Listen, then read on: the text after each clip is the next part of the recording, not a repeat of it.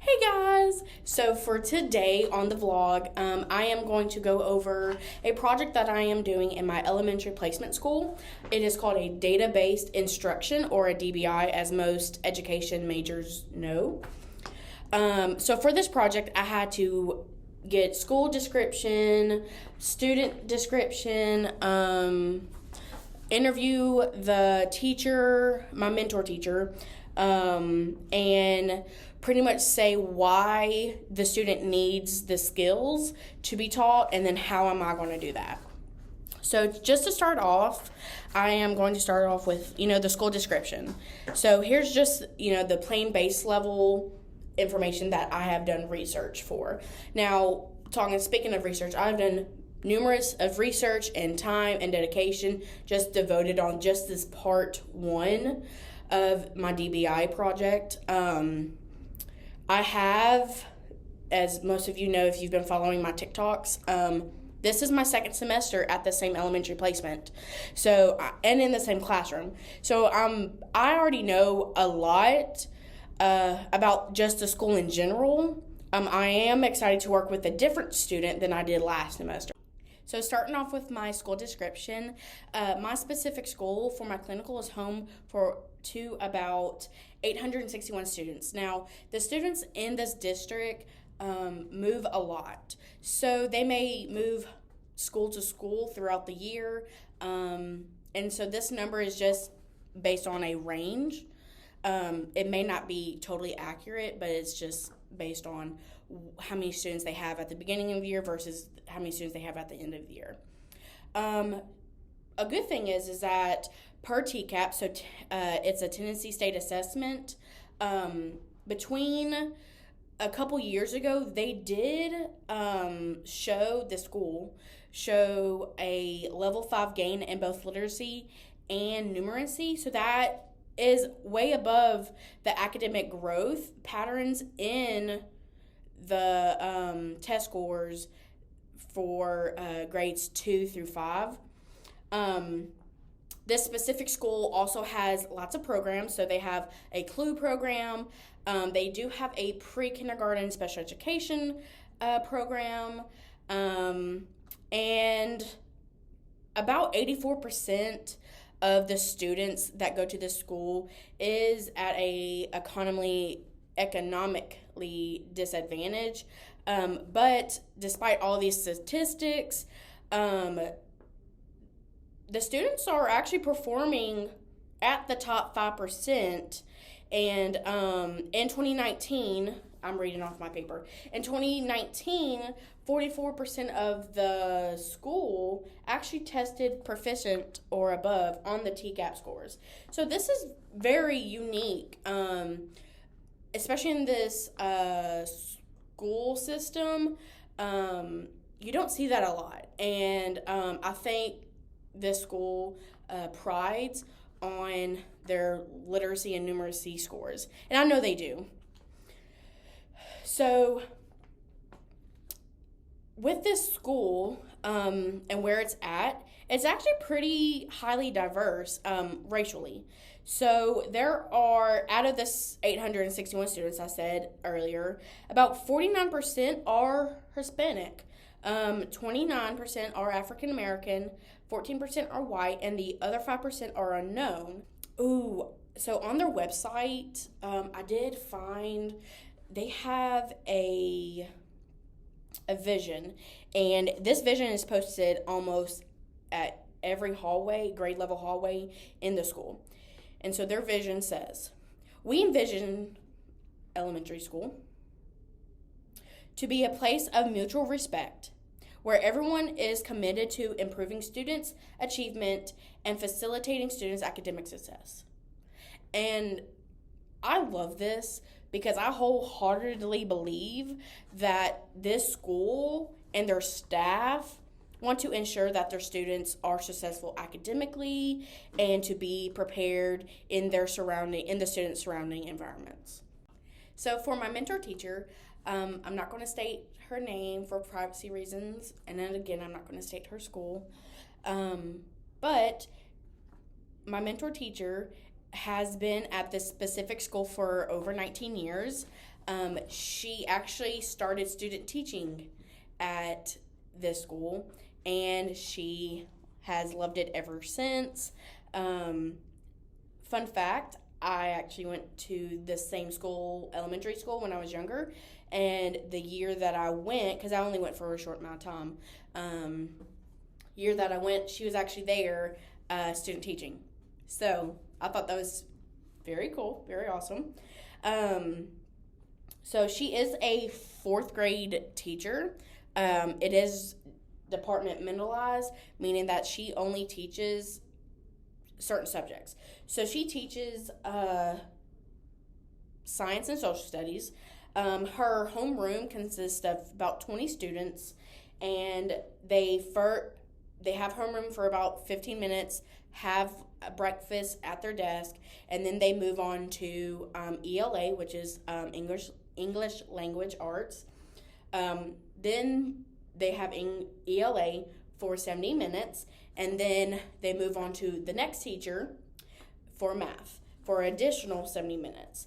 Then her homeroom students will come back to their classroom and have science or social studies. She does not do both in the same day. She only does one, so Monday she'll do science, Tuesday she'll do social studies, Wednesday science, Friday whatever she has planned. That's how she does it. But she does not do both subjects in one day, which I think I love, because I know that's very hard. And then the rest of the day consists of, so they have 3 classes back to back to back. I love their schedule, by the way. And then after their last class, they go to lunch, lamps, so PE, art, music, library, and then RTI, which is intervention, and that's when the teachers are able to work with the students individually or in small groups to help them better in certain subjects that they need, or to just better support them in general. So for my student description, it's a little different than what I did last year. So in my grade level that I was in, 4th grade, they did not have a student that has a math IEP, which is perfectly okay. And so we were trying to figure out, how can I get a student that's close to my grade but still need the math support. So that's when I went to a special education teacher there at the school, and I asked if he could help me, and he was able to. The special education teacher and I met, and we discussed what are my needs for this project. And after that, he paired me up with a student. The student's fake name is Sam.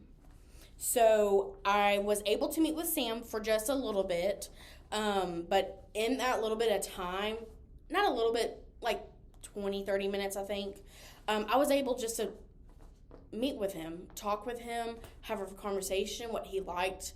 I got to know about his family, about his siblings. Does he like school? What does he like? What he doesn't like? I learned a lot because, kids will tell you just anything you want. But Sam is a 3rd grader. He did come to Cape Bond Elementary last year. I know last year was a virtual year for most of this school system. So the things that we were talking about together and having this conversation, I did find out that he loves and enjoys, and what 8-year-old does not, Minecraft and Super Mario. He loves video games. He loves to play soccer, and with his brothers in his neighborhood, he was just very happy to tell me that he plays soccer in his neighborhood. And I guess a bunch of his neighbors come, and they have they have a soccer field somewhere. He was very excited to tell me that. I do know that he does identify as a Hispanic male. His entire family, and I found this out through the special education teacher, his family primarily speaks Spanish in his home, and his dad speaks more of an English language, more so than his mom. His brothers do go to the same school, and he is part of the ESL program at the school. But when talking about school with Sam, he was kind of iffy. He said he loved school, but it was hard. And from what I gathered from his teacher, he does struggle through most academic subjects. But I could see that he was eager and he was ready to learn. And I hope that can help him and help me help him be as successful as he can during this process. So for Sam, he has 2 math IEPs that needs to work on, and it's decomposing numbers and composing numbers. To better understand where he was at, I was able to look at his reading scores, and he is about a first grade reading level. He has grown to almost a second grade reading level, which is perfect. That is a big growth versus from the first and second 9 weeks. And so he was really happy because he knows that he did grow because they give incentives and whatnot. So he knows that he did grow over the course of the first and second 9 weeks. So we're very excited about that. His eagerness and ready to learn will be very helpful during this process and for me for this DBI project. Me and his special education teacher met and we went over his IEP, decomposing and composing teen numbers. His special education teacher also wanted to let me know that he does have some learning disabilities and as well was diagnosed with ADHD. With those 2 combinations, and plus he is in the ESL program, it's going to be hard for him to do a lot. However, just because it's going to be hard doesn't mean he can't. In his IEP, he does have a lot of area of needs, which is math, basic reading skills, and language. This, of course, is backed up with the data received from his past schools and what has been gathered since being at the specific school he is now. He also has some short-term objective goals in the math, and which is the decompose and composing of teen numbers. Then, also stated in his IEP, Sam should get some accommodations in almost all subjects. So math, writing, science, and social studies. And his accommodations are give directions in small, distinct steps, make sure he has planned seating, reduce or minimize distractions. This means like visual, auditory, tactile, or movement, even social. And for oral testing, teachers need to read the directions or test items, give extended time on this stuff, and then as well as repeat these directions verbatim. And then for homework or for classwork, give additional time on the assignments. So how am I going to help Sam? Well, my plan with Sam is to use the instructional method I do, we do, and then you do while composing and decomposing teen numbers.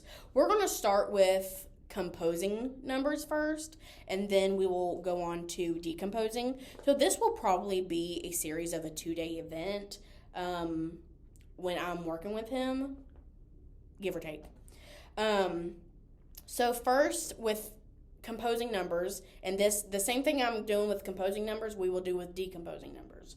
So with composing numbers, he will first get a pretest that will include a series of numbers, of teen numbers, that the student can write and then use manipulatives to show his work. because I want to know what he's thinking. I will not prompt him during this. I will read if there are questions to be in lieu of his IEP, but I will not prompt him on anything else because I strictly want to know what does he know and what does he not know during this process.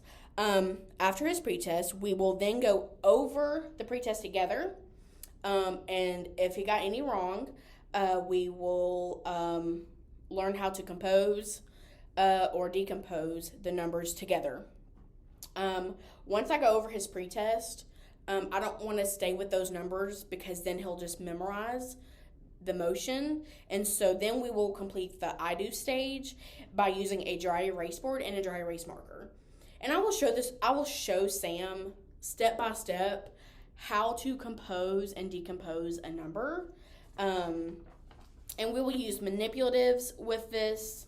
We will use anything that could help gain his attention. Once finished, we will move on to the next stage, which is the we do. So in the I do stage, I'm modeling that initial instruction. I'm modeling what I'm thinking and how to do it. Now, he'll probably write some things with me, but he'll mostly be putting his attention to me and looking at what I'm doing. And then in the next stage, we will do it together at the same time. I will continue to use the dry erase board and manipulatives and do more examples for the skill. However, if I don't feel that Sam is ready to move on, we're going to start completely over. We will go over the pretest. We will go back to the modeling, the I do, and then we will start back again at the we do. We'll do this over and over again until I feel like he's ready.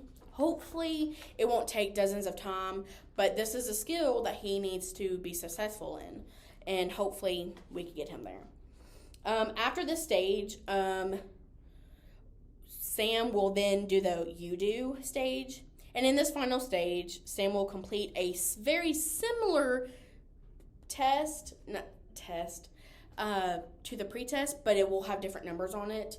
After that, hopefully Sam will be successful at 3 out of the 5 times we are doing this. And how I'll do is I'll have a worksheet that has a group of 3 and 5 lines and like 5 sets. So just so we could be inclusive for his IEP and so I can see where he's at. If he does get any wrong, we will go over those items. After that, I will meet with his special education teacher, and we will go over what he's done. And hopefully, at that point, we are where we are needed to be at. For part 2, so this was all part 1.